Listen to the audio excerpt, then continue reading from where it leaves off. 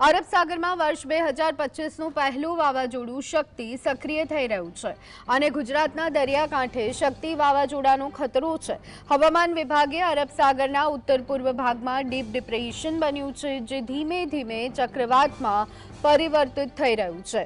આ deep depression દ્વારકાથી 240 kilometre દૂર છે, જે 2 દિવસમાં વાવાઝોડામાં પરિવર્તિત થઈ શકે છે।